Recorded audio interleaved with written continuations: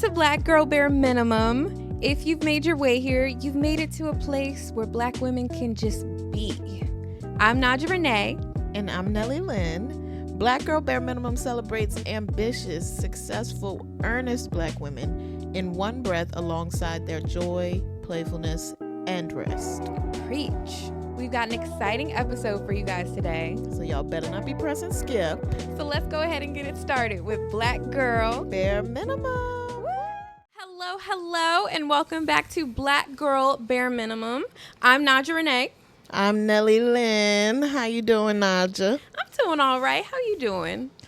I'm doing all right. All right is the operative word. It is just all right. Yeah. Not that it's bad. Right. It's not bad, but it's not great. So you know I have a little bit of a headache. Yeah. Now that I'm pushing 30, I know I got a couple of years. Ooh. Certain things that I did back in the day, nights that I spent out. I don't think I've gone out on a Friday evening in quite some time. Yeah, y'all lost me with them Fridays. But we lost you just because, so we went roller skating, just for the audience to understand. I can't roller skate. I've kind of been like anything with balance, I'm coordinated. I have hand-eye coordination, but anything with like balancing on my feet, I think it's just the anxiety of falling is like. See, I get that. That's the issue for me. And so, but I went to a roller skating party in like second grade. I remember the girl's name, Alexis. I don't know where that came from, but she had like braids. Shout out Alexis wherever you are. She had braids. She was cute. So I went to her party, and like didn't know how to skate. My mom knew how to roller skate though, so I don't know why like it just didn't trickle down. I feel that because my mom is crazy like athletic in general. For some reason, because I didn't get that roller skating gene either. I think I'm bad with wheels in general. Can you ride a bike? Yeah. I mean, I could at some point, but they say you don't forget that, right? That's what they say, and I think I forgot. I might have forgotten too. So I'm like, maybe I never fully knew. I mean, because I was riding it. But I think, you know how you like have one bad fall, and then it's like you kind of have an aversion to it after that? Like, I think it fell out of me. So that's what I was going to say about the roller skating. Because at that party, when I had learned it, like I finally got to a point where I could like at least just make it around without the little scooter or what is that thing, the little walker or whatever. Yeah. I at least made it all the way around, and I was it was one of those ones where you had to step up off the rink. Tried to step up off the rink. See, stepping with a roller. Yeah, and it was going from the roller rink to carpeting. See, I don't even know why it was built like that. Tried to step up, twisted the ankle. People fell on top of me. No. Yeah. Oh, God. And the referee you know how the referee come around, get up. No. I'm like, if I could get up, I'd be getting up, He was sir. yelling? That's how you didn't go to little roller rinks back in the day? I went once. They don't play. That was enough trauma for me. You see roll bounce. Yeah. They don't play. If you fall, they're like, get the To keep it real, I think I saw roll bounce like once. I know. Ooh, black card revoked. Yeah, get it up out of here. That's one of those ones where like me and my brother will still like quote like random parts of that movie. I feel like that's like in the iconic 2000s. Bow Wow ain't acted like he ever acted before. Like Rent was actually due for Bow Wow for that movie. Yeah, I mean it was good from what I remember, but that and Lottery Ticket was did you see that? Yes, I did see Lottery Ticket. I think I've seen Lottery Ticket more than once. Like I have better memories of Lottery Ticket than Roll So Bounce. I think I've only seen that like twice, but Roll Bounce, see, we had the DVD when we used to have the DVD. See. So it would be Roll Bounce, Medea Family Reunion. Yeah, everybody had that DVD. Fighting Temptations. Those were on. My grandma had the Fighting Temptations on VHS. How? Wasn't it out back then? It had to be out. No, Fighting Temptations came out like 05 maybe. They still have VHS in 05. Who was buying it? Blockbuster had them on sale. Yeah, because when did Blockbuster really go down? It didn't make it too far into the 2000s. Do you have memories of going into the Blockbuster? Yeah. Those were nice. So, for context, for y'all that don't know, my family is from West Virginia. I grew up in Maryland, but like a lot of the weekends, summers, etc., were spent in West Virginia. And the part of West Virginia that they're in is just not. Activities weren't like going to the mall. The equivalent probably would have been like going to Walmart. Wasn't a lot to do. Really just was not a lot to do. So like going into a Blockbuster then, where like when I would come back home, I'd feel like, oh, I haven't seen a Blockbuster in forever. There it was like, oh, we going up to Blockbuster. You know, we got to get a movie from Blockbuster. Like it was still a normal thing to do. Oh, like well into integrated thousands. into the culture. Yeah. Like in the 2010s? I feel like it was just phasing out maybe by the end of 2010, early 2011. What? Yeah. Okay, so you have vivid, strong memories of Blockbuster. Oh, yeah. Oh, because my Blockbuster memories are quite hazy. Like, I was a little young. Oh, no. Yeah, because I'm born and raised in Baltimore County. There was a place near my home that I grew up in where I just remember it turning into, like, there was a Quiznos across the street. We ain't never go to the Quiznos. Not a Quiznos. But it turned, like, one day I looked and it was a mattress warehouse. It used to be a Blockbuster, and we was like, hold on. Pause for like a slight tangent. I think mattress stores are like a front. For what? Anything. I don't know. Something illegal activity? Gotta be, right? What? How are they in business? What do you mean? When's the last time you saw someone go into a mattress store and purchase a mattress? When's the last time you saw that happen? I mean, I'm not in mattress stores, so I don't see it happening at all. But I feel like there's got to be a market of people going into mattress stores regularly and buying mattresses. Because I'm not like, regularly. One, they last forever. Two, you can get them online. Well, I think you're technically supposed to swap out your mattress every couple of. I know nobody's buying a new like I feel like once you move to a new place, that's when you're like, oh, maybe I'll do a new mattress. Right. If I'm moving to a new place, if something really disgusting or really weird happened on the old one, or maybe I got a new bed, like a bed frame, and I'm like, oh, I might as well just upgrade the whole kit and caboodle. Maybe it's a black thing, because I feel like black people we gonna wear that thing down to its last leg. Oh, it's been a couple months. Flip it over. Right. Because I had the childhood bed that I grew up with had like a dent in it for years before. And then low key, when we got a new mattress, I was like, I need that dent. Oh my God.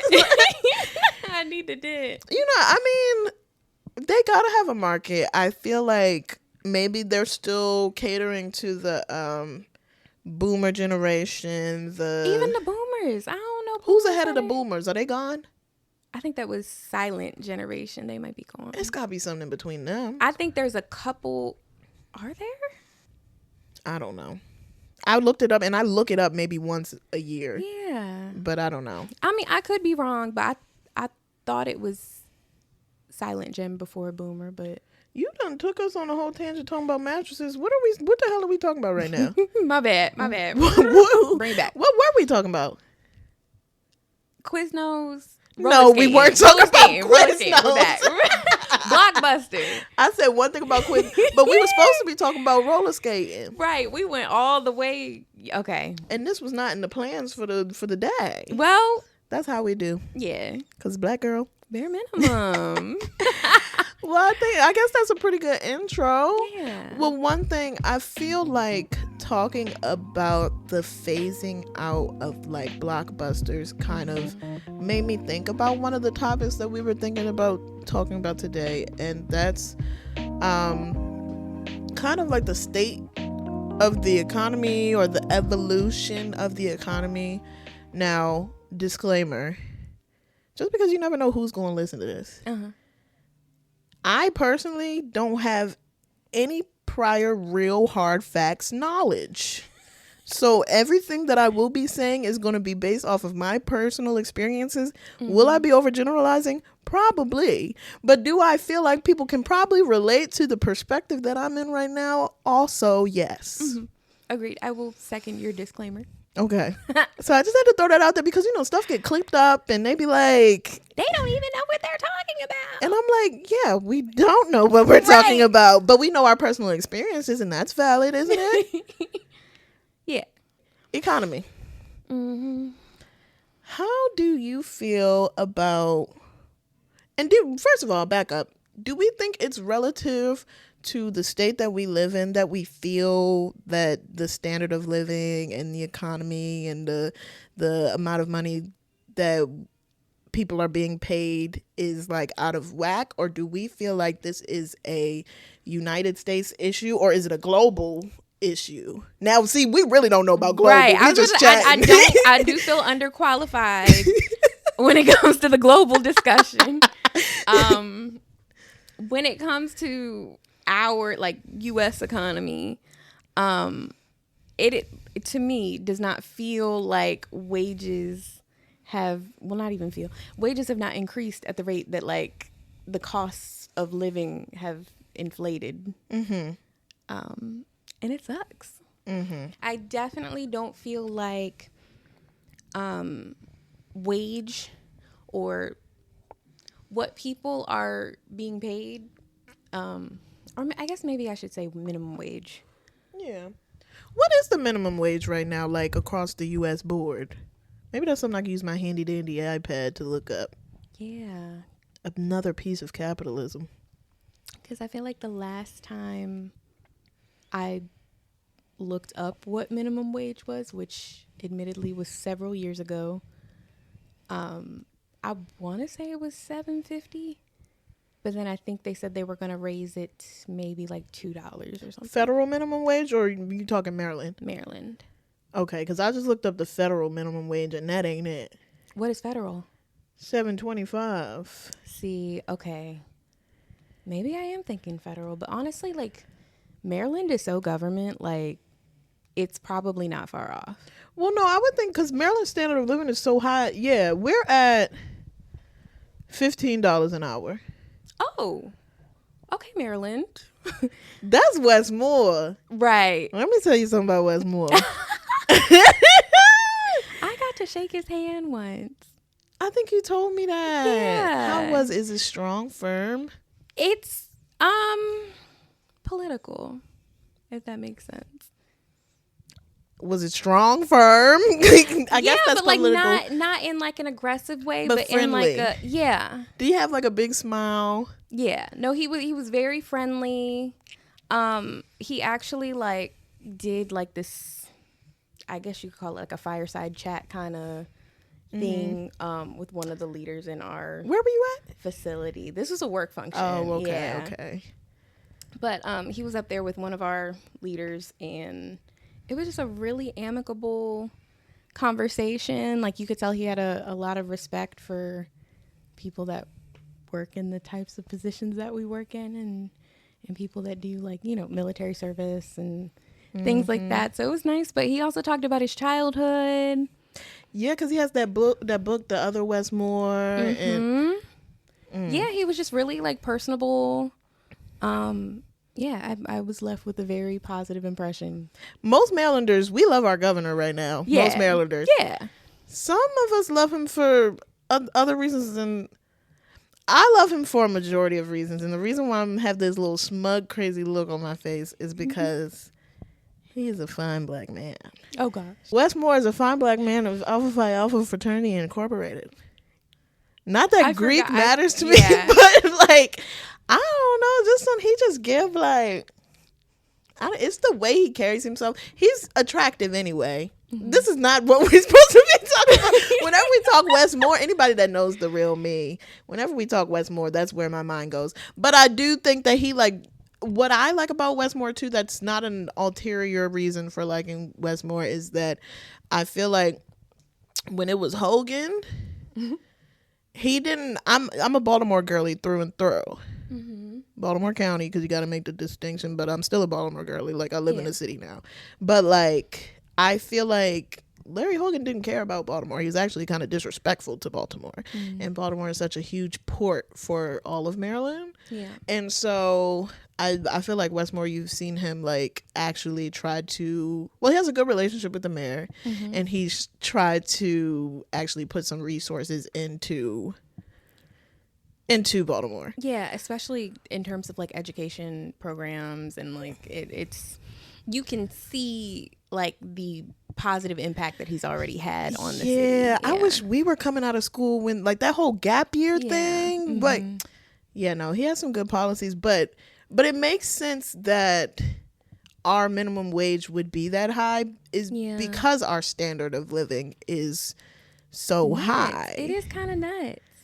I feel like there's such a wide gap between like the people that are like considered well off in Maryland and the people that are like really struggling. Like there's like not much in between, in my opinion. Yeah, because middle class feels like it doesn't really feel, because I grew up middle class family. Yeah. It doesn't feel like lower class, but it definitely doesn't feel like there's still a lot of struggle there, class especially nowadays. Yeah. So I think that like it's just even crazy. I'll talk with my parents all the time about grocery shopping, and are you you typically get groceries, or I think when I have my life together, yes. Okay. Lately it's been DoorDash. Shout out DoorDash. Little shout out to Grubhub too. I be using Grubhub because they had the little free year of Amazon Prime. Okay. Like if you had Amazon Prime, you got the free, like the equivalent of their Dash Pass. I don't remember what it's called. Yeah. Okay. I mean, yeah, they all have their perks. I think I was like grandfathered into some Dash Pass deal. You don't pay for it? No, I do. Oh, okay. I do think in the beginning I was getting something for free for however many months. I think now it's like maybe $6 or $7. Yeah.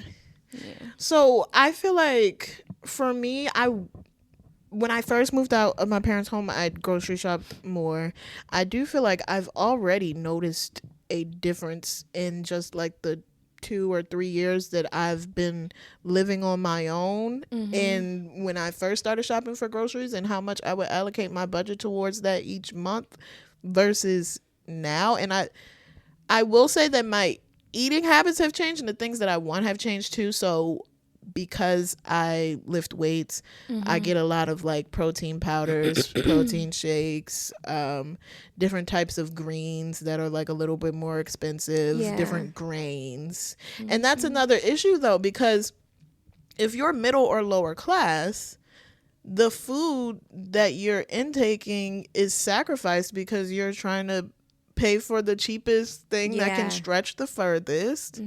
And so that's like another thing, because I'm like, I've been on this like fitness journey. Look, it feels like I've been on some type of journey my whole life when it comes to like eating healthy, exercising, whatever. Life is a journey. Right. But sometimes I do like kind of be like, well, dang, like maybe I don't need this protein powder right now, because like what difference have I noticed in what's going on? So like, oh yeah, you can't let it get you like that. I know, but when protein powder is like $25-$30 a pop, right, it be almost getting me like that. And this is for Nature's Promise. This is not the whey protein. This is like great value type protein powder that I'm buying. But it's like, so I mean, it just all goes back to everything being so expensive, food insecurity, and it's even the holidays, because we're coming up on holiday season, which is exciting. Holiday season. Holiday. Yup.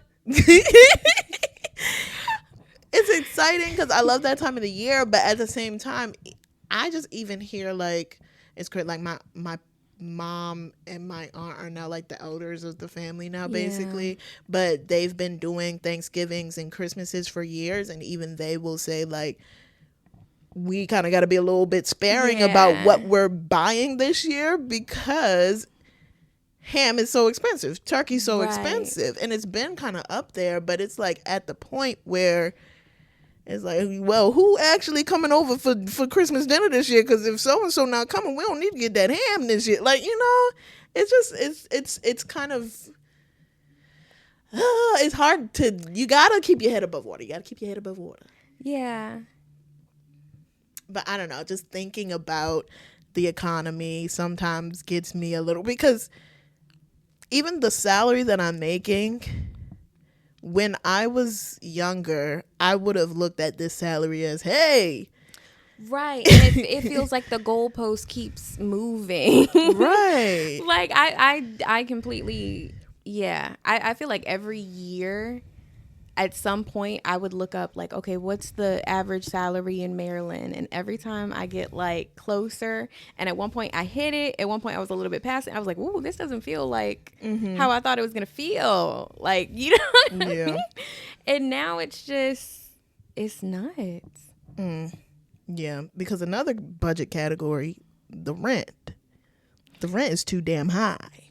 I've actually gotten pretty lucky in that department.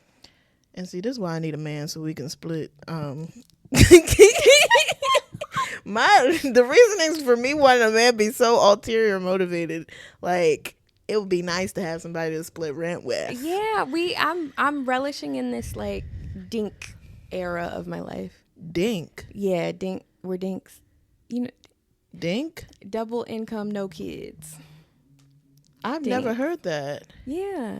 That's a thing. You know, like Fairly Odd Parents, the Dinkelbergs or Dinkelberry. That's why they Dinkelbergs? They ain't had no kids. And that's why, wait, no.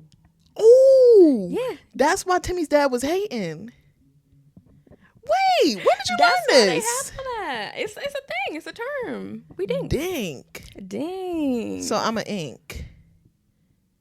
Income, no king, or I'm a sink. Sink. Oh, and I just keep sinking further. Oh, don't say that. No. I had never heard that term before. Yeah, Dinkelbergs, right? Weren't they the Dinkelbergs? So you were saying rent for you is like not as much of like, right? But I mean, even as far as like where we live, it's not like I wouldn't love to find an apartment that like checks all of my boxes. I feel like I've sacrificed on a lot of the aesthetic things. Like I would love to have an in-unit washer and dryer. Yeah. I would, you know, it's just certain things, you know, you get the landlord special when it comes to like paint jobs and like. What does that mean?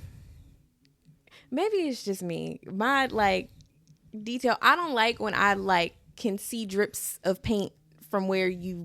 Oh, I get what you're saying. Right. Or like I look in the corner and it's all lumpy, or it's like up on the ceiling a little bit. Like it was like, you know, they just went over something real quick. Yeah. Like, yeah. Or like caulking in the bathroom or in the kitchen is sloppy. Oh yeah, because yeah. No, I know what you're talking about. Right. You could just tell it was like a rush job at some point, or like, yeah. Yeah. And so I will say that even though the rent is too damn high for me personally, and I think on a large scale, because there are certain apartment complexes or different types of homes that are, I don't know, like I feel like if there is any chance of there being some type of pest situation or something, there's no reason why something should be like above 1,200, let's be real. Yeah. Even 1,000. But they do it. And so that's what I'm saying. So there's certain aspects that before I was moving out, because I was like contemplating when I was going to move out for years, even when I was like got my first salary out of school. Like I love living with my parents, but at the same time I want my own space. I want different things. And so wait. I could not wait to get out of there. Love you, Mom. I don't know. For me, it's like it just started. My house, you know, my house is kind of like a full house, my family house. Yeah. And so I think that just certain things where I want to be able to just like have my own bathroom, wake up whenever I want, and not have to be like, hey, how much longer you gonna be in there? So like that is like the push for me to get out of there. But because I felt very warm there and they fed me and it was like a good relationship with my family, I wasn't like pressed to leave. So I knew that when I was leaving, it was going to be something that checked maybe not every box, but a good amount of the boxes. So there are certain things that like I could get a cheaper space if I sacrificed on some of the stuff that I do have. Yeah. And I do remember that another issue was also like my mom was worried about like security. So since I would be a single Black woman living alone. Safety 1000% is the most important thing. And so that's why it's like, it's y'all can't even get in my apartment. Really, it's a little difficult. It's annoying. I gotta come get y'all every time, but like I'd rather it be safe, right? But it's like I have to pay this much extra because I'm safe in my home, and because I didn't want street parking, so I wanted to be in a garage, and I wanted, like, there's certain things that I just knew that I wanted, and call it quote unquote bougie. Yeah, girl, be bougie. Be bougie. Got to. But especially when the alternative is me not being comfortable. Right. I just, man, I you know me, I need to be comfortable. Right. And so I've been trying to, because I'm kind of annoyed by my apartment now. I've been there for a good amount of time, trying to look at other spaces. But now that it's like I've seen where I am now, I don't want to revert back to something that doesn't have the type of amenities that I'm relishing in now. But then I'm complaining about the rent. So I just feel like there should be, I don't know what the solution is, because it just seems like a losing battle when the economy doesn't seem like it's going to get that much better or it's going to change. Yeah. I think we're at like an interesting time as a country, really, because I think more and more we're seeing that our current system just may not actually be all that sustainable. Yeah. And honestly, it seems like the little bits of relief that we do get when we're like, oh, so-and-so brought us out of a recession. Oh, here's a global pandemic. It just oftentimes feels like we're putting like Band-Aids over very, very large problems. Yeah. So I don't know what the future looks like. It is kind of nuts. And I don't even get the process of the mint and the money that gets made and where the money goes that's in I'm just not gonna get it, because the first thought is print more money. which happened under certain presidencies, and it ultimately ends up tanking the economy. Oh, so you know more than me. And that's why I put the disclaimer that I don't know nothing about nothing, and I'll just be chatting. Yeah, long term it doesn't really end up benefiting the economy, and the value of the dollar goes down. And well, so that I understand, with the value of the dollar going down. Right. But then you got these like 1%. You got these trillions of dollars of debt that we're in. And there's certain things that get passed and certain things that don't get passed. And they're like, because this will be a threat, like our debt will go up by 0.2 trillion. Well, it's already in the trillions and it's not coming down. So like, and that's why this whole like another trillion. Right. Come on, just put another trillion on it. What's it doing? And so that's why I feel about like with student aid, student loan relief, student loan debt relief, like should just happen.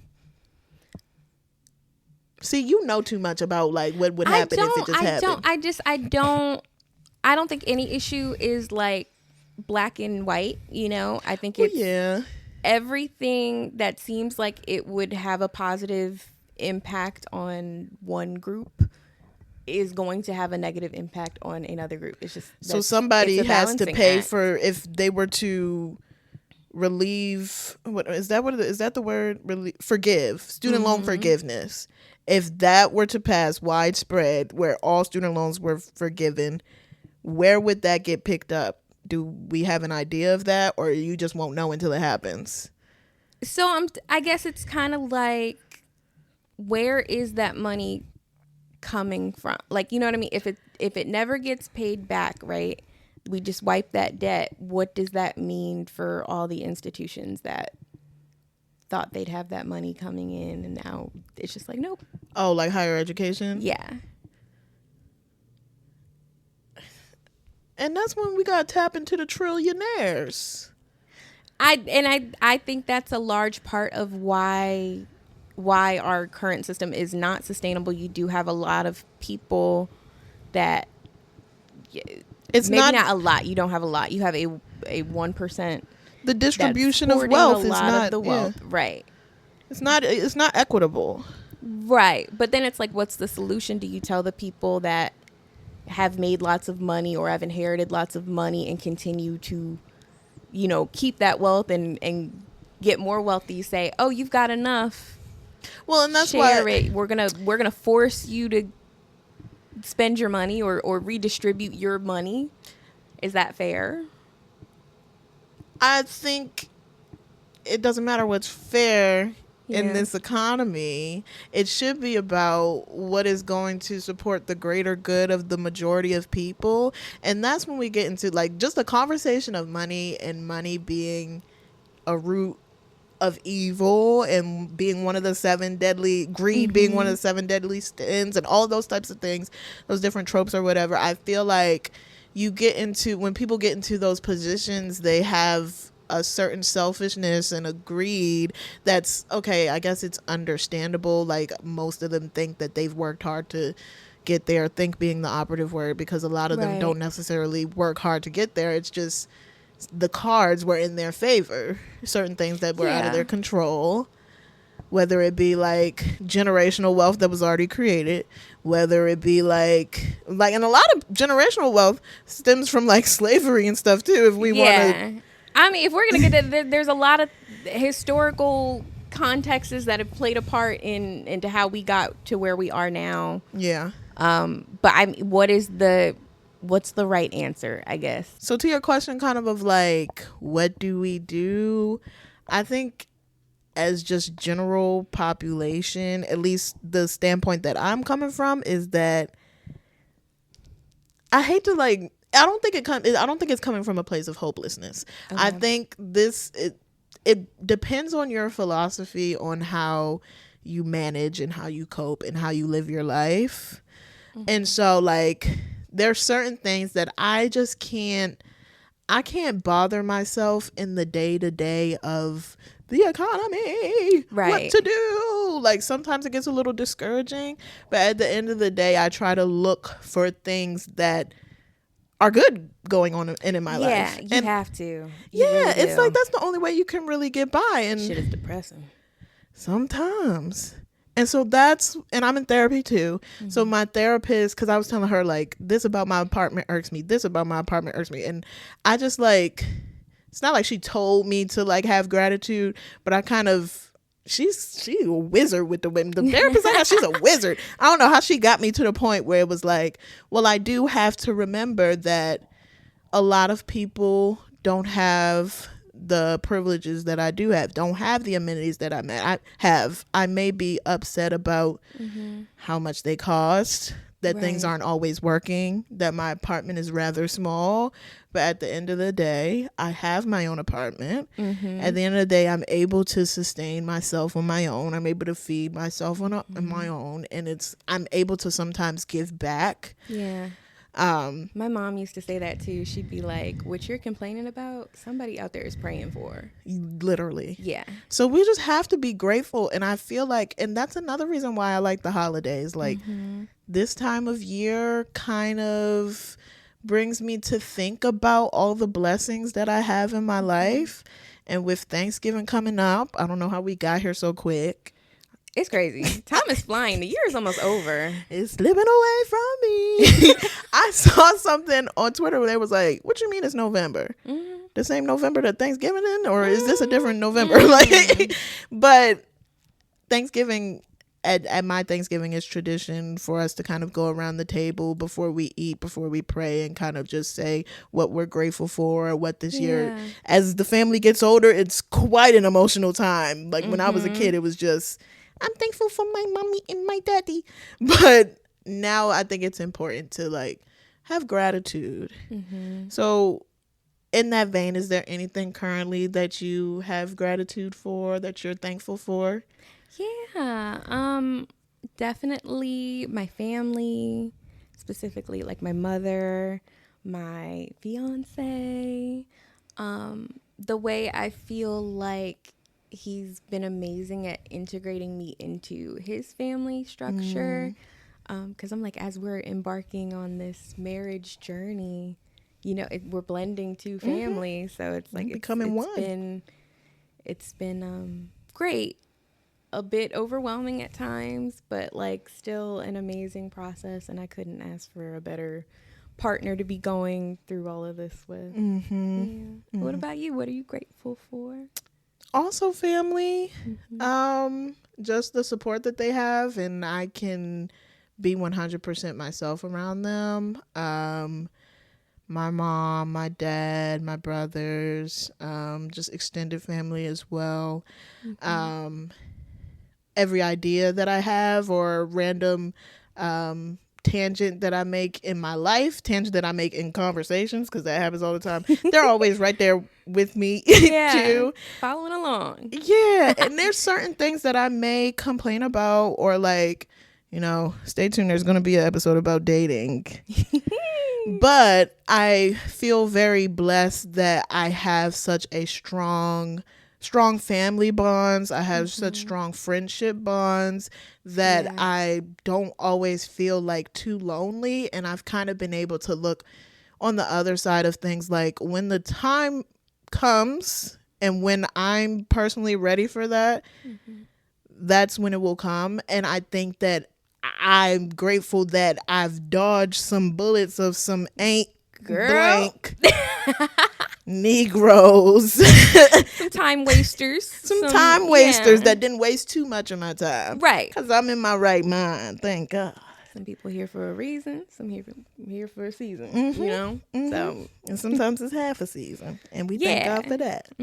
But yeah, so that's some of the things that I'm grateful for. I'm grateful for Black Girl Bare Minimum in this podcast, in this space, and the overwhelming support that we've been getting from our fans, from our families, from our friends. It's been so like positive. And not that I expected that it wouldn't be, but you just, it takes a lot to put yourself out there and start something like this. So it is a really good feeling to know that, we have people in our corner that really want to see us do well, want to see us continue to succeed, and want to see our platform grow. Yeah.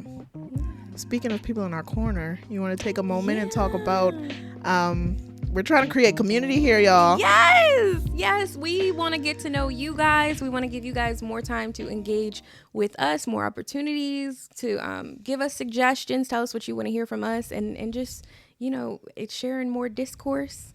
And speaking of discourse, we're going to plug in our Discord. Ooh. Join the BGBM Lounge Discord server. We are kicking off our new Discord, and we'd love if you guys could, share in that and take part. It's free to join. We are building a community, building our BGBM fam.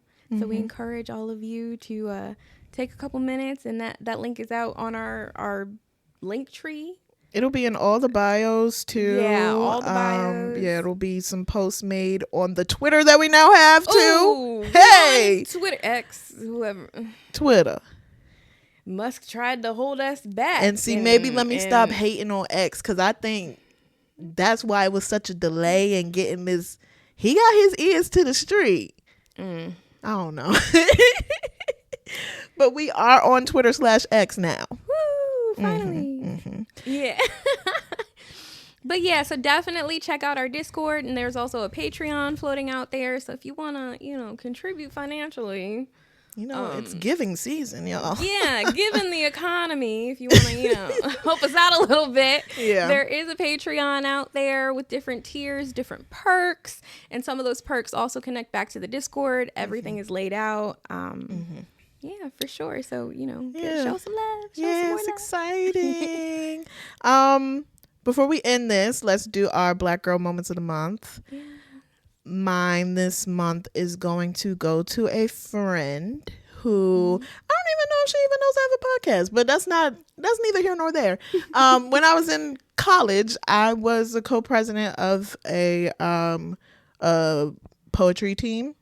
Shout out Voices. That used to be my thing.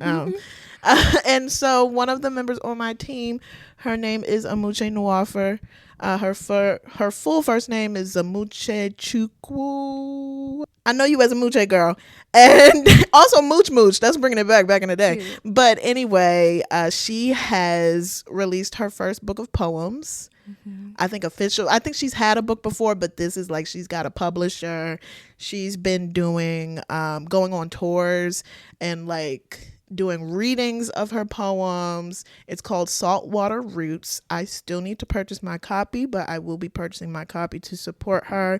But it's just really cool seeing someone who I was in close community with. We still have very good relationship, good bonds. You know, as you grow older, you don't necessarily see the people all the time. And it's been some time since I've seen her, but I just hope she knows that even if she can just feel that I'm speaking love and light on top of her, and that I'm just so proud of where she's gone, where she's continuing to go, and I'm excited to just see where she will go next. So, yeah.